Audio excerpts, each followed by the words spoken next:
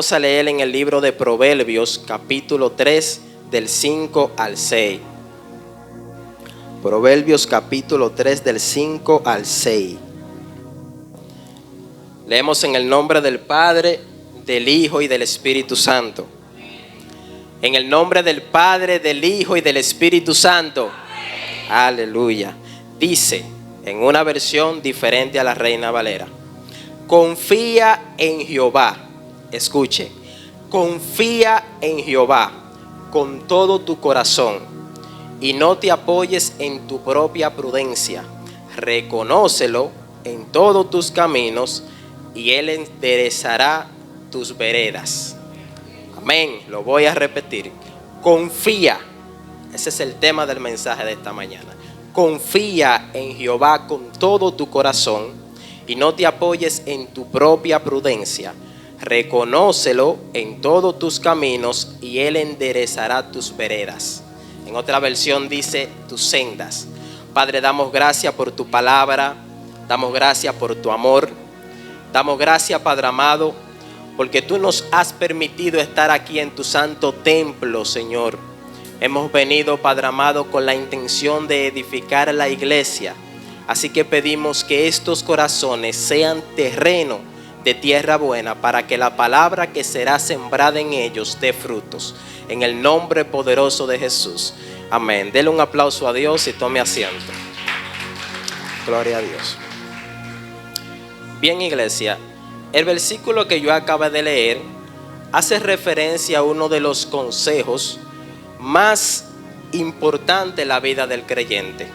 Y digo que es uno de los más importantes porque no es un secreto el saber que todos los que hemos decidido seguir a Cristo, servir a Cristo, a la hora de aceptar su llamado, no solo nos comprometimos con el servicio de la obra de Dios, sino que también nos hemos comprometido a ser expuestos a las críticas, a las murmuraciones, al rechazo, a la persecución. De hecho, Filipenses capítulo 1, versículo 29, declara una de las características o uno de los requisitos que conllevan el servir a Cristo, cuando dice que nosotros no solamente se nos ha concedido el creer en Cristo, sino que también se nos ha concedido el sufrir por causa de Cristo. Y aquí se está haciendo énfasis a una palabra a la cual la mayoría de cristianos le huimos, que es el sufrimiento. Todos nosotros en algún momento, en alguna etapa de nuestra vida, queremos huir de él. Pero es necesario entender que el sufrimiento del cristiano no es un sufrimiento que llega porque sí o porque tiene que pasar, sino que al acompañamiento del sufrimiento hay un propósito divino. Y es exactamente ese propósito divino el que te encaminará hacia la victoria. Por eso yo puedo decir acerca de muchos creyentes bíblicos que confiaron en Dios y que nunca fueron avergonzados. Gente que confiaron en Dios y que a pesar del proceso, a pesar de las dificultades, recibieron la victoria. Por ejemplo, Job perdió la casa, Job perdió los hijos, Job perdió la salud. Job perdió todas las cosas que se suponían que le pertenecían, pero lo único que Job no perdió fue su confianza en Dios. Y fue precisamente la confianza que tenía en Dios que hizo que aquello que había perdido Dios se lo regresara de manera doble. El resultado de confiar en Dios siempre dará buenos beneficios. Pero no solamente está Job, también tenemos a Daniel. Daniel confió en Dios y fue librado del foso de los leones. También está Sadrach, Mesach y Abednego. Confiaron en Dios y fueron librados del horno de fuego. Pero no solamente ellos, también está un hombre llamado Jairo, que también confió en Jesús y su hija fue resucitada. Una mujer con flujo de sangre confió en Jesús y fue sanada. Pedro, Juan, todos los discípulos, Juan el Bautista, todos los que confiaron en el Señor de alguna manera han sido beneficiados por esa confianza. Aleluya. Pero no crea que el sufrimiento es algo que usted lo va a cargar solo. No crea que el sufrimiento por el cual el cristiano tiene que pasar es una cruz que usted la va a cargar en un camino aislado y solo. No, Cristo, mejor dicho, Dios tiene una promesa con usted. Dice Dios que Él te sostiene de la mano derecha. Y es exactamente ahí en el proceso donde Él te sostiene. ¿Por qué? Dice la palabra de Dios que el proceso produce esperanza. ¿Y cuál es nuestra esperanza? Hebreos capítulo 8 versículo 28, cuando dice: pues tengo por cierto que las aflicciones del tiempo presente no son comparables con la gloria que ha de manifestarse. Y como si fuera poco, porque esta leve tribulación momentánea va a producir en ti un más excelente, eterno peso de gloria. Y me llama mucho la atención el término leve y momentáneo, porque aquí se está hablando de cosas pasajeras. Aquí se está hablando de que tu tribulación en algún momento tendrá que terminar. Tu tribulación en algún momento tendrá que acabar. Y si usted se pone a analizar, pastora, la lógica de Dios, usted queda loco. Porque ¿cómo es que de lo que es pasajero, de lo que tiene que pasar, Dios sacará una gloria eterna? Eso lo da la confianza en Dios. Y yo no sé qué tan alta sea la capacidad de tu confianza, pero Dios está hablando con una iglesia que en medio de las tribulaciones tiene que subirle el volumen a esa confianza. Y hay mucha gente apagada en la iglesia que han perdido esa confianza. Dios te dice en esta mañana: confía en mí, que yo te daré la victoria. Aleluya. Mira, iglesia, el consejo que más productivo que yo puedo darle a esta congregación con toda la humildad del mundo es que confíe en el Señor. Y se lo voy a decir porque la iglesia tiene que estar al tanto y a la perspectiva de lo que está sucediendo. Pero lo que pasó con Israel no es algo normal. Lo que pasó con Israel es una situación delicada. Y precisamente esta situación ha alertado a la iglesia. De hecho, aquí se estaba cantando una canción muy poderosa acerca de la llegada de Cristo. ¿Y usted cree que Cristo se tarda en venir? La pregunta es si usted tiene la suficiente confianza de saber que cuando Cristo vuelva, usted se va con Él. ¿Qué tanta confianza tenemos nosotros en Jesús como para saber que cuando Él llegue me voy con Él?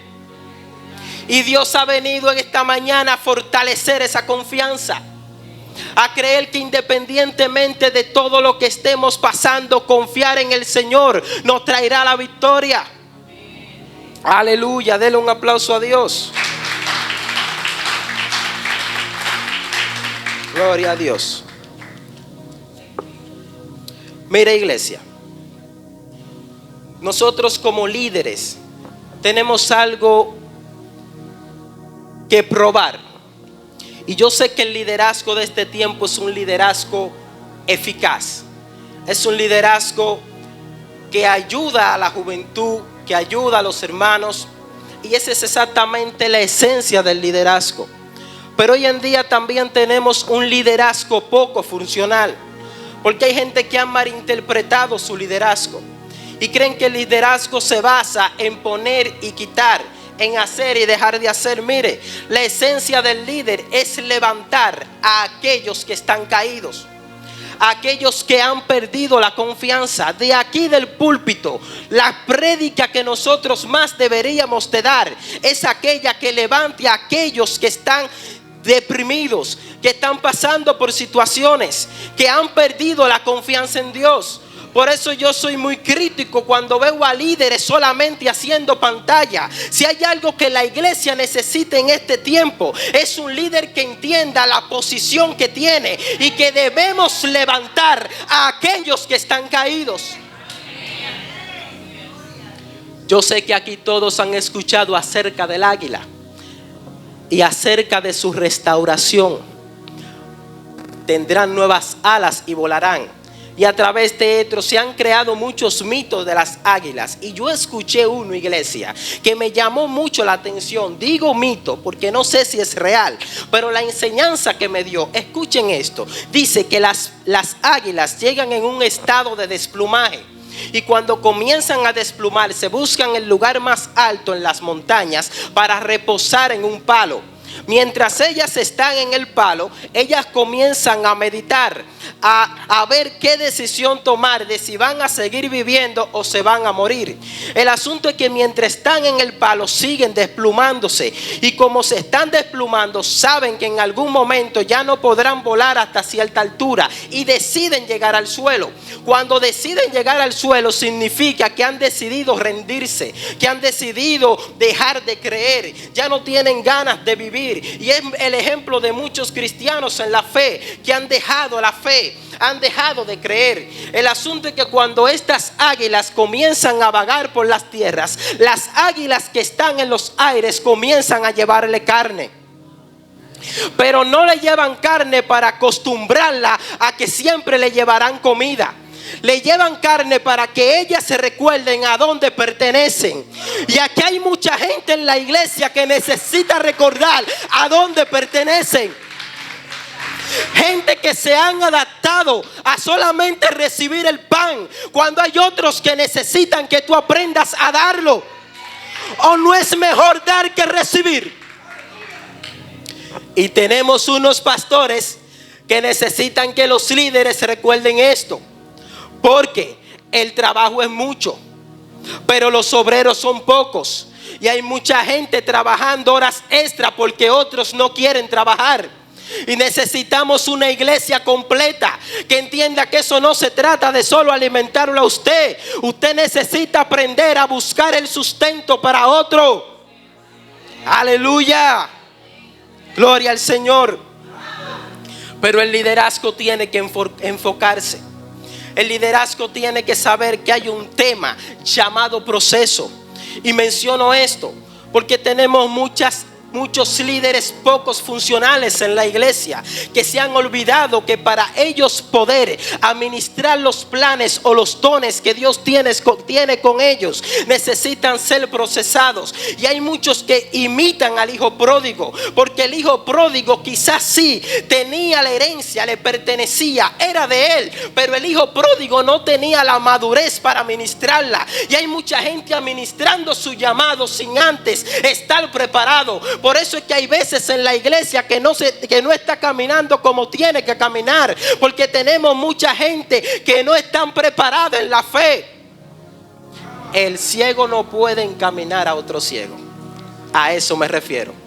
Y en la palabra de Dios se registra una historia que hace énfasis en eso, y de hecho es una plataforma que yo la figuro en la realidad de ahora. Habla acerca del profeta Eliseo. Dice que ellos estaban en un lugar, los profetas sentados, y había pasado una hambruna, se me fue el nombre del lugar, había una escasez de comida, había hambre, y dice la palabra de Dios que él le dice a su siervo: ve y prepárale un potaje. Y me llama mucho la atención porque aquí hay un momento de hambruna. Aquí no hay comida. Pero él le dice a su criado: ve y prepárale un potaje a los profetas que tienen hambre. Usted sabe cómo se llama la acción del criado cuando fue a buscar alimentos para el potaje. Confianza. Y eso es lo que Dios quiere tratar. Que cuando Dios te envíe, aunque tú veas que el camino no es como te tiene que parecer a ti, en algún momento Dios va a poner aquello que los demás necesitan. Confía tanto en Dios como para que cuando tú veas que el mundo está al revés, tú sepas que Dios está teniendo el control de todo. Y vemos la escena. Vemos a un profeta que manda a su criado. Vemos una olla, vemos al criado que comienza a preparar el potaje, y ahí se levanta un joven que aparentemente tenía el deseo de brillar, el deseo de sonar dentro de los profetas, el deseo de crecer, el deseo de ser visto, y comienza a buscar condimento y se lo echa al potaje. Pero lo que él buscó resulta que era veneno y comenzó a echárselo al potaje. Y cuando alguien se da cuenta de que había veneno en el potaje, clamó y dijo: no coman, que hay muerte en la olla. Y aquí vemos un episodio muy parecido a la realidad de este tiempo, porque tenemos una olla, la olla representa el altar.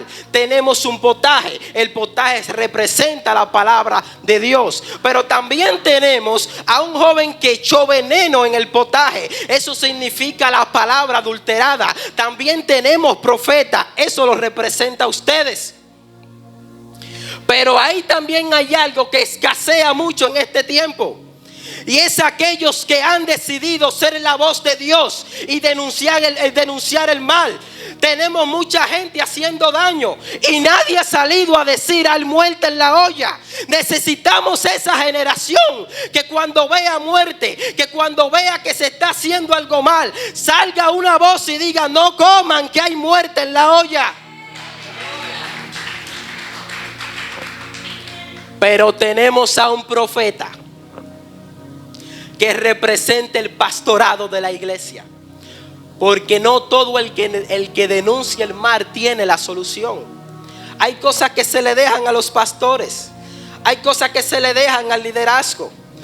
Y usted sabe qué me llama la atención: la solución del problema. El profeta dijo: traigan harina y échenselo al potaje. Pero ¿qué representa la harina? ¿Qué se hace de la harina? ¿Y cómo se describe Cristo? Yo soy el pan de vida. Si hay algo que la iglesia necesita para ser restaurada, es que le metan pan al altar. Necesitamos que hombres y mujeres vuelvan a la esencia de Cristo. Aleluya. La iglesia necesita pan. La iglesia necesita volver a confiar. Aleluya. Necesitamos entender, porque nosotros somos demasiado ligeros a la hora de pedir y a veces pedimos mal.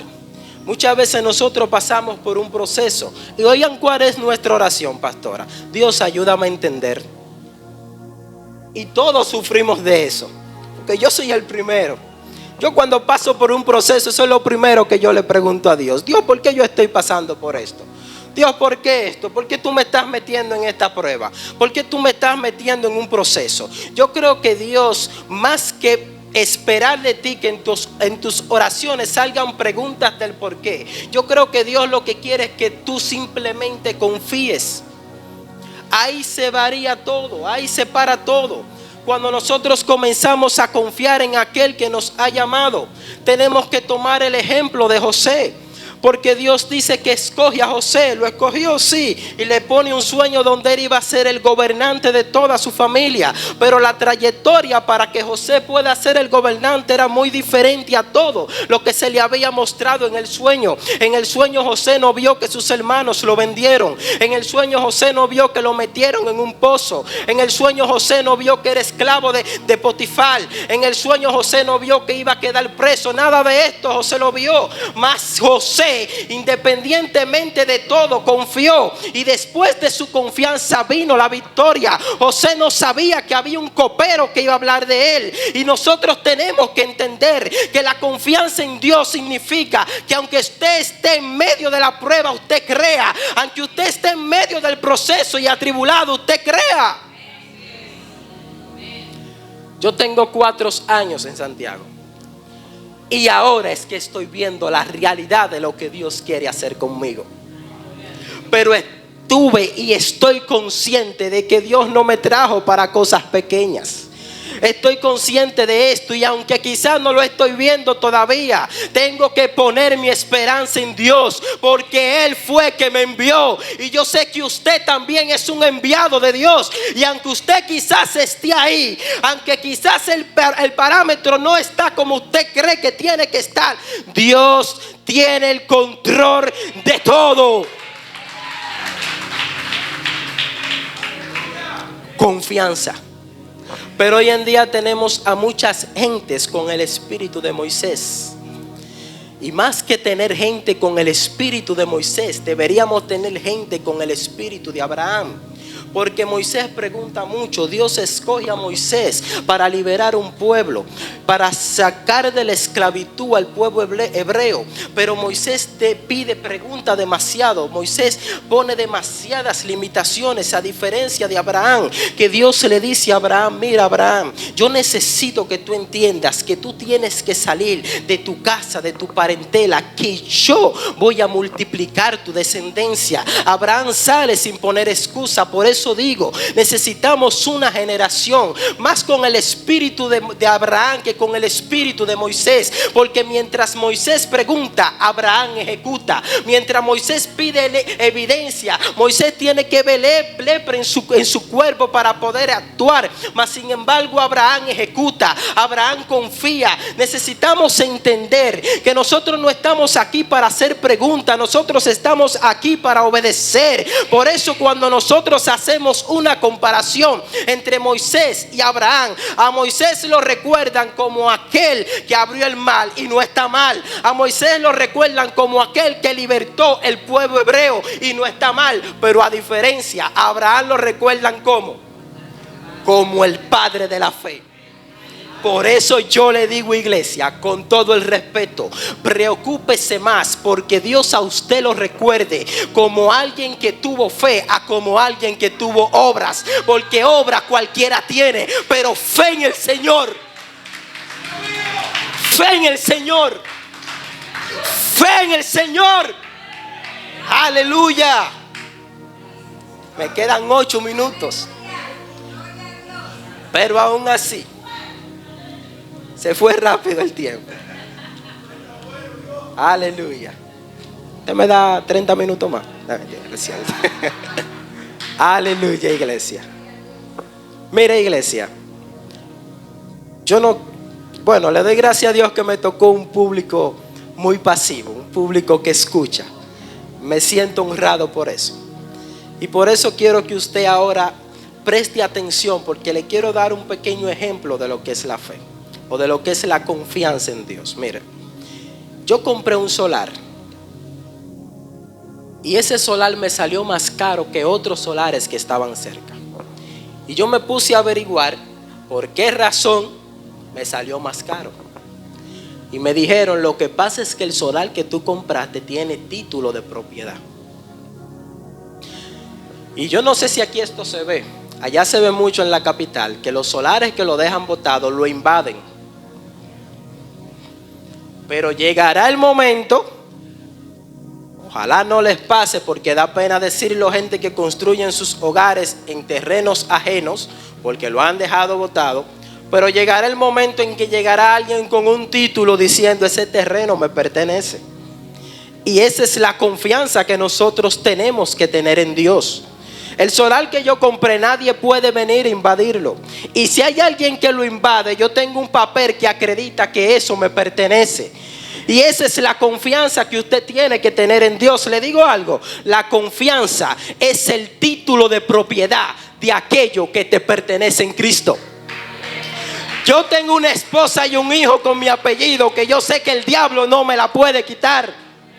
Yo tengo bienes que el diablo no me lo puede quitar, porque yo tengo un título de propiedad. Y es exactamente esa fe la que a mí me demuestra que nadie puede invadir mi territorio. Iglesia, esto le pertenece a ustedes, nadie se lo puede quitar. El poder de Dios es de ustedes, nadie se lo puede quitar. Confiar en Dios. Y si alguien quiere venir en contra de eso, muéstrele el papel. Muéstrele el papel que le atribuye a usted que eso le pertenece. Gloria al Señor. Me quedan 5 minutos. Ese reloj ahí es una prueba. Pero le diré algo, iglesia. 2 jóvenes, Caleb y José, escogidos junto a un grupo para ver la tierra prometida. Y ahí entra el tema de nuevo sin darme cuenta. Una tierra invadida. Porque esa tierra no le pertenecía a esos guerreros y a esos gigantes. Esa tierra le pertenecía a los escogidos de Dios. Pero resulta que esos escogidos que fueron a ver la tierra, a las cuales Dios envió, no para que cogieran miedo, no para que se limitaran, no para que vieran a lo que ellos se tenían que enfrentar. No. Dios los envió para que ellos vean la tierra que les pertenecía y el poder y la gloria que habitaba en esa tierra. Fue para eso. Pero ellos dijeron: no, son demasiados grandes, son demasiado fuertes, ellos nos van a destruir, ellos nos van a acabar. Pero mire la diferencia de aquellos que confían en Dios al que no confía. Habían dos, Josué y Caleb. Ellos no vieron lo grande que eran, ellos no vieron lo poderoso que eran. Ellos se enfocaron en que en esa tierra fluía leche y miel. Y necesitamos saber que nosotros tenemos esa misma libertad. No mirar la prueba, no mirar el proceso. Tenemos que mirar la victoria que hay detrás de ella. Iglesia, póngase de pie. Aleluya, aleluya. Denle un aplauso a Dios con vida, con fe, teniendo confianza en Dios, creyendo que aquello que todavía no tienes, Él te lo dará. No pongas límites, no pongas fronteras, no te limites como Moisés. No le pidas a Dios prueba. Él no tiene que poner lepra en tu cuerpo para tú creer. Sé como Abraham. Sal de tu tierra y de tu parentela y confía que Él va a multiplicar tu descendencia.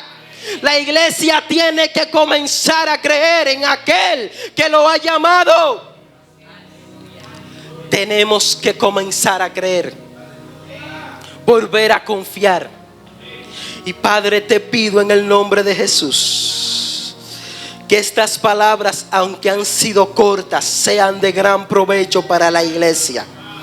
Pedimos, Padre, en el nombre poderoso de Jesús, que si hay vendas en los ojos de estos creyentes, tú la quites, Señor. Y que nos ayudes, Padre amado, a creer más en ti, a no poner tantos pretextos, a no tener tantas dudas, a no pedir tantas evidencias, y en vez de pedirlas, a ir a buscarlas, Señor. Necesitamos que esta iglesia vuelva a creer y a desear el lugar a donde pertenecen. Gente del altar que se han quedado sentados, Dios ha venido a hablar a sus corazones. Necesitamos más obreros porque el trabajo es mucho. Necesitamos gente que confíen en que ellos son la referencia de Dios. Espíritu de Dios, pido, Padre amado, que tú tomes el control de ellos. Mira, iglesia, le diré algo. Esto ni siquiera mi esposa lo sabe. Le diré algo antes de que se me acabe el minuto que me queda. Pero aquellos que confían en Jesús, créeme que Jesús también confía en ellos. Usted quiere ser la referencia del Padre en la tierra, confía en Jesús. Oiga lo que me pasó. Yo trabajo en un negocio donde tengo que lidiar con muchas personas y yo soy el encargado. Y resulta que hay un cliente que tiene la costumbre de que cuando va quiere humillar a los otros que trabajan conmigo, incluyéndome a mí. Quiere mirarme como por encima de los hombros, quiere mostrarse superior. Y yo en una ocasión me cansé de eso y yo iba molesto con ese cliente. Él había hecho un evento